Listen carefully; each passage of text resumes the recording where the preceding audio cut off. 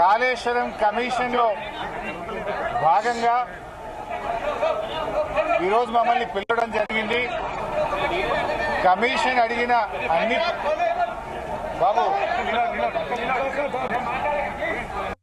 అడిగినటువంటి అన్ని ప్రశ్నలకు కూడా సమాధానం చెప్పడం జరిగింది.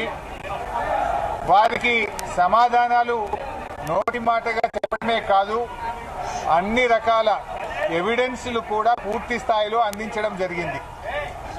నేను మీడియాతో కూడా ఒకటే కోరుతా ఉన్నా, ఎందుకంటే మేము కమిషన్ ముందు హాజరై వచ్చి ఇక్కడ నేను రాజకీయాలు మాట్లాడడము ఇతర అంశాల జోలికి వెళ్ళను. రాజకీయాలు ఉంటే రేపు మాట్లాడుకుందాం, క్వశ్చన్ అండ్ ఆన్సర్స్ రేపు అడగండి, అన్నిటికీ ఆన్సర్ ఇస్తా. బట్ ఈరోజు ఎందుకంటే కమిషన్ ముందు ఏం జరిగిందో మీకు కావాలి, ఎందుకంటే ఐ కెనాట్ మిస్గైడ్. లోపల ఒకటి చెప్పి బయట ఒకటి చెప్పడం అనేది తప్పవుతుంది.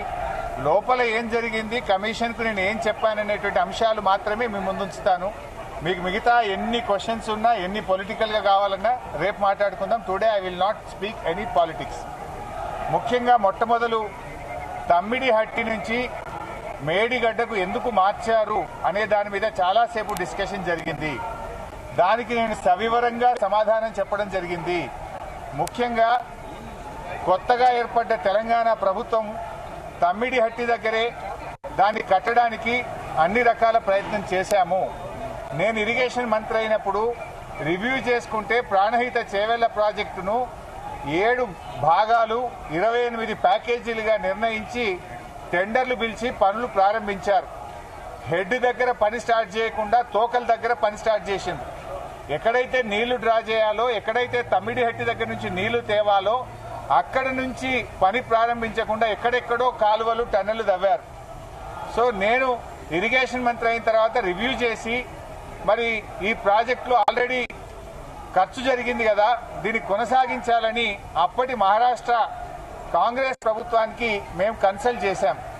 హసన్ మిష్రిఫ్ గారు కర్ణాటక ఇరిగేషన్ మినిస్టర్గా ఉంటే ఆయన దగ్గరికి ప్రభుత్వం ఏర్పడ్డ నెల రోజులకే వెళ్లి మీరు దయచేసి మాకు అనుమతి ఇవ్వండి, మేము ఇక్కడే మహారాష్ట్ర ప్రభుత్వానికి మేము కోరాం, దయచేసి మాకు అనుమతి ఇవ్వండి, మేము మా వాళ్ళు మాకంటే ముందున్న ప్రభుత్వం మరి తమ్మిడిహట్టిని నిర్ణయించుకొని ఆల్రెడీ పనులు ప్రారంభించారు, 28 ప్యాకేజీలకు టెండర్ ఇచ్చారు, మమ్మల్ని ఇక్కడ కట్టుకోవడానికి అనుమతి ఇవ్వండి అని అప్పటి మహారాష్ట్ర కాంగ్రెస్ మంత్రి నీటిపారుదల శాఖ మంత్రి హసన్ మిష్రిఫ్ గారిని కోరాం. ఆ మినిట్స్ ఆఫ్ ద మీటింగ్ కూడా కమిషన్కి అందించాను. ఆనాడు ఇరిగేషన్ మంత్రిగా ఉన్నటువంటి మిష్రిఫ్ గారు చాలా స్పష్టంగా ఏం చెప్పిందంటే, మేము 7 ఏళ్లుగా ఇక్కడ కట్టడానికి ఒప్పుకోలేదు, మా రాష్ట్రంలో ధర్నాలు ఉద్యమాలు జరుగుతూ ఉన్నాయి, మేము 152 మీటర్ల దగ్గర ఒప్పుకోలేము, ఈ విషయం మీద మా ముఖ్యమంత్రి పృథ్వీరాజ్ చౌహాన్ గారు మీ ముఖ్యమంత్రి కిరణ్ కుమార్ రెడ్డికి ఇప్పటికే లేఖ రాశారు అని ఆ లేఖ నాకు అందించారు. ఆ లేఖని ఇప్పుడు కమిషన్ దృష్టికి తీసుకుపోయాను నేను. ఆ లేఖలో ఏముందంటే, మీరుగా నిర్ణయించుకొని పనులు ప్రారంభిస్తే మీరు చేసే ఖర్చు, మీరు చేసే డబ్బు ఏదైతే ఖర్చు చేస్తుందో అదంతా వృధాగా మారే అవకాశం ఉంది అని పృథ్వీరాజ్ చౌహాన్ గారు మన రాష్ట్ర ముఖ్యమంత్రికి రాసిన లేఖను ఆనాటి కాంగ్రెస్ మంత్రి నాకు ఇచ్చారు. అంటే మీరు ఇట్లా పోతున్నారు, ఇది తప్పు అనే విషయం, ఆ విషయం కూడా కమిషన్ దృష్టికి తీసుకుపోయాం. ఎట్ ద సేమ్ టైం ఒక 5-6 మీటింగ్లు జరిగినాయి మహారాష్ట్ర తెలంగాణ మధ్య. 5-6 మీటింగ్లు మినిస్టర్ లెవెల్లో, ఇంజనీర్ల లెవెల్లో, ఫైనల్ గా ముఖ్యమంత్రి కేసీఆర్ గారు స్వయంగా మహారాష్ట్రకు వచ్చి మహారాష్ట్ర ముఖ్యమంత్రి ఫడ్నవీస్ గారితో జరిగిన చర్చల మొత్తం సారాంశాన్ని వారికి చెప్పే ప్రయత్నం చేశాం. ఎందుకంటే అనేక ప్రయత్నాలు చేశాం. మహారాష్ట్రలో కాంగ్రెస్ ప్రభుత్వంపై బీజేపీ ప్రభుత్వం వచ్చింది. అప్పుడు గిరీష్ మహాజన్ గారు నీటిపారుదల శాఖ మంత్రిగా ఉంటే 2015 జనవరిలో నేను వెళ్లి గిరీష్ మహాజన్ గారిని కూడా మీరు ఎంత నష్టపరిహారం అయినా ఇస్తాము, దయచేసి మాకు ఉద్యమాల్లో నుంచి వచ్చిన ప్రభుత్వం, నీళ్ల కోసమే తెలంగాణ ఉద్యమం జరిగింది, నీళ్లే మాకు జీవాధారం, మాకు తమ్మిడిహట్టి దగ్గర అనుమతించండి అని గిరీష్ మహాజన్ గారిని కూడా కోరాం. ఆయన కూడా ససేమిరా అన్నారు. అప్పుడు మన రాష్ట్ర ముఖ్యమంత్రి కేసీఆర్ గారు స్వయంగా మహారాష్ట్రకు వచ్చి అక్కడ మహారాష్ట్ర రాజ్భవన్ లో విద్యాసాగర్ రావు గారి గవర్నర్ గారి సమక్షంలో మహారాష్ట్ర ముఖ్యమంత్రి ఫడ్నవీస్ గారిని 17 ఫిబ్రవరి 2015 రోజు తమ్మిడిహట్టి దగ్గర బ్యారేజ్ కట్టడానికి అనుమతి ఇవ్వండి అని అనేక రకాలుగా కేసీఆర్ గారు మహారాష్ట్ర ప్రభుత్వాన్ని మహారాష్ట్ర ముఖ్యమంత్రి గారికి విజ్ఞప్తులు చేశారు. అయినా వారు ససేమిరా అన్నారు.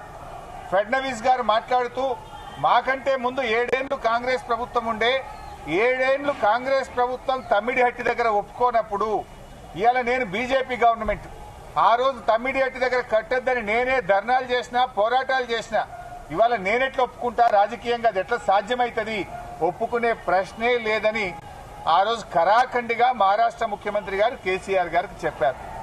7 ఏళ్లు మహారాష్ట్రలో కాంగ్రెస్, ఢిల్లీలో కాంగ్రెస్, మన దగ్గర కాంగ్రెస్, 3 చోట్ల కాంగ్రెస్ ప్రభుత్వం ఉన్నా తమ్మిడిహట్టి దగ్గర బ్యారేజీలకు ఒప్పించడంలో, అగ్రిమెంట్ చేయడంలో, పనులు చేయడంలో ఆనాటి కాంగ్రెస్ ప్రభుత్వం పూర్తిగా ఫెయిల్ అయింది. నాటి కాంగ్రెస్ ప్రభుత్వంలో ఉత్తమ్ కుమార్ రెడ్డి, కోమటిరెడ్డి వెంకటరెడ్డి, శ్రీధర్ బాబు వీళ్లే తెలంగాణ ప్రాంతం నుంచి మంత్రులుగా ఉన్నారు. మీరు 7 ఏళ్లు మీరు చేయలే. బట్ అయినా మేము అన్ని రకాలుగా ప్రయత్నం చేశాం. ఇంత మధ్యలోనే ఈ సమయంలోనే సెంట్రల్ వాటర్ కమిషన్ తమ్మిడిహట్టి దగ్గర నీళ్లు లేవు అని 2 లేఖలు రాసింది. 2 లేఖల్లో స్పష్టంగా అక్కడ నీటి లభ్యత తక్కువ ఉంది, మీరు ప్రత్యామ్నాయం చూసుకోండి అని మనకు కేంద్ర సిడబ్ల్యూసి మనకు చెప్పడం జరిగింది. అదేవిధంగా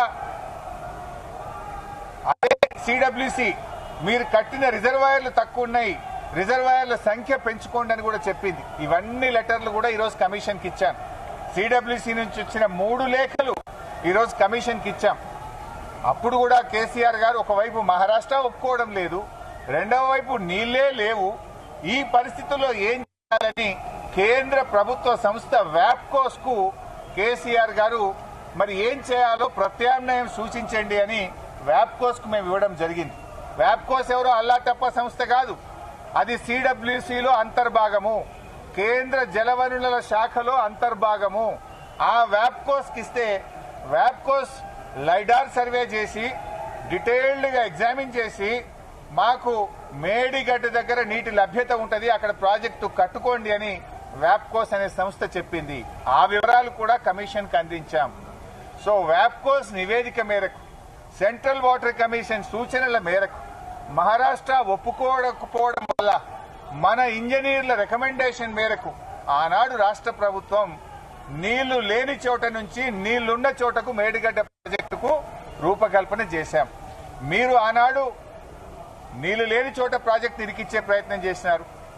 7 ఏళ్లలో మహారాష్ట్రాన్ని ఒప్పించలేకపోయారు. అక్కడ వైల్డ్ లైఫ్ ప్రాజెక్టు కూడా ఉంది, చాప్రాల్ అనే వైల్డ్ లైఫ్ ప్రాజెక్టు కూడా తమ్మిడిహట్టి దగ్గర ఉంది.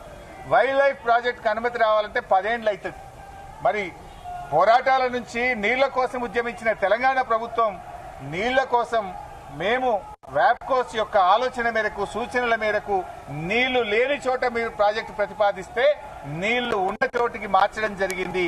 ఎందుకు మార్చామనేది documents, evidences, meeting minutes, central water commission లెటర్లు, మహారాష్ట్ర ముఖ్యమంత్రి రాసిన లెటరు అన్నింటినీ కూడా కమిషన్ కు పూర్తి ఆధారాలతో సహా సమర్పించడం జరిగింది. ఎందుకు మార్చవలసి వచ్చిందో సవివరంగా చెప్పేటువంటి ప్రయత్నం మేము చేయడం జరిగింది. కాళేశ్వరం కార్పొరేషన్ కు కేబినెట్ అనుమతి ఉందా అని అడిగారు. కేబినెట్ అనుమతి ఉంది, స్పష్టంగా వివరాలన్నీ కూడా అందించడం జరిగింది. అదేవిధంగా బ్యారేజీ లొకేషన్ మార్పుల గురించి కూడా అడిగారు. అన్నారం, సుందిళ్ల గురించి అది ప్యూర్లీ టెక్నికల్ డెసిషన్. ఇంజనీర్లు డీటెయిల్ సర్వే ఆధారంగా దేశంలో అనేక ప్రాజెక్టులకు కూడా ఈ రకంగా మారుతుంటాయి. మన నాగార్జున సాగర్ కూడా మారింది, ఎస్ఆర్ఎస్పీ ప్రాజెక్ట్ కూడా మారింది. సో అది ఏదన్నా డెసిషన్ బ్యారేజ్ కొంత ముందుకు వెనకకు జరిగేది అది ఇంజనీరింగ్ డిపార్ట్మెంట్ తీసుకోవాల్సినటువంటి నిర్ణయాలు అనేటువంటి విషయాన్ని కూడా కమిషన్ గారు అడిగినప్పుడు మేము చెప్పడం జరిగింది. మొత్తంగా ఈ ప్రాజెక్టులో రిజర్వాయర్ల కెపాసిటీ ఎంత, నీటి నిల్వ సామర్థ్యం ఎంత ఉంది అని అడిగితే 141 సామర్థ్యం ఉందని చెప్పి కూడా మేము వారికి చెప్పడం జరిగింది. అదేవిధంగా కాళేశ్వరంను కొంతమంది ఇవాళ పిచ్చి పిచ్చిగా కూలేశ్వరం అని మాట్లాడుతున్నారు. మొన్ననే నేను ప్రజెంటేషన్ లో కూడా సవివరంగా చెప్పాను. కాళేశ్వరంలో 100 భాగాలు ఉన్నాయి, 100 భాగాల్లో అన్ని ఇంటాక్ట్ ఉన్నాయి. లైక్ ఇప్పుడు మనం మొన్న అనుకున్నట్టుగా 3 బ్యారేజీల్లో, అదేవిధంగా కాళేశ్వరంలో 16 రిజర్వాయర్లు, 19 సబ్స్టేషన్లు, 21 పంప్ హౌస్లు, 203 కిలోమీటర్ల గ్రావిటీ టనెళ్లు, 98 కిలోమీటర్ల ప్రెషర్ మెయిన్స్, 1531 కిలోమీటర్ల గ్రావిటీ కెనాల్స్, ఇవన్నీ కూడా ఇంటాక్ట్ ఉన్నాయి. ఒకవైపు ముఖ్యమంత్రి గారు మొన్న పోయి గంధమల్లకు శంకుస్థాపన చేశారు. మరి గంధమల్లకు నీళ్లు ఎక్కడి నుంచి పోతాయి? మల్లన్న సాగర్ నుంచి పోతాయి. మల్లన్న సాగర్ ఎక్కడిది? కాళేశ్వరంలో అంతర్భాగం. ఇంకొక వైపు హైదరాబాద్ కు మూసీ సుందరీకరణకు నీళ్లు తెస్తా అంటున్నారు. ఎక్కడి నుంచి తెస్తా అంటున్నారు? మూసీకి హైదరాబాద్ కు 30 టీఎంసీల నీళ్లు తెస్తామంటున్నారు. మల్లన్న సాగర్ నుంచి తెస్తామంటున్నారు. మల్లన్న సాగర్ ఎక్కడిది? కాళేశ్వరంలో అంతర్భాగం. అంటే ఇంత స్పష్టంగా ఒకవైపు ప్రభుత్వమే కాళేశ్వరం మీద ఆధారపడి హైదరాబాద్ కు 30 టీఎంసీల నీళ్లు తేవడానికి టెండర్లు పిలుస్తుంది. ఇంకొక వైపు మల్లన్న సాగర్ మీద ఆధారపడ్డ గంధమల్లకు టెండర్లు పిలిచి ముఖ్యమంత్రి శంకుస్థాపన చేస్తారు. ఇంకొక వైపు కాళేశ్వరం కూలింది, కుప్పగూలింది, కాళేశ్వరం లేదు అంటారు. అంటే ఇలా ప్రభుత్వం డొల్లతనం పూర్తిగా బయటపడ్డది. ఎప్పటికైనా కాళేశ్వరమే తెలంగాణకు లైఫ్ లైన్, జీవధార అనేది ఇలా ప్రజలకు స్పష్టమైంది. కమిషన్ ముందు కూడా చాలా వివరంగా అన్ని కూడా మేము ఏది నోటి మాటగా చెప్పలే, విత్ డాక్యుమెంటరీ ఎవిడెన్స్, సాక్ష్యాధారాలతో సహా గత ప్రభుత్వంలో తీసుకున్న నిర్ణయాలు, సిడబ్ల్యూసి రిపోర్ట్లు, వ్యాప్కోస్ రిపోర్ట్లు, కేబినెట్ నిర్ణయాలు అన్ని కూడా ఆధారాలతో సహా కమిషన్ కోరిన విధంగా మేము సబ్మిట్ చేయడం జరిగింది. See, today no questions, all political questions I will answer tomorrow in Telangana Bhavan.